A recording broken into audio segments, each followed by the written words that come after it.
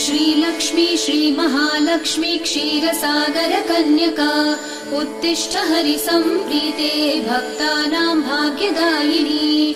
श्रीलक्ष्मी श्रीमहालक्ष्मी क्षीरसागर कन्यका उत्तिष्ठ हरिसम्प्रीते भक्तानां भाग्यदायिनी।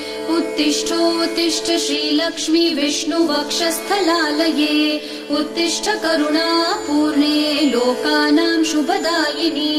उत्तिष्ठोत्तिष्ठ श्रीलक्ष्मी विष्णुवक्षस्थलालये उत्तिष्ठ करुणापूर्णे लोकानां शुभदायिनी।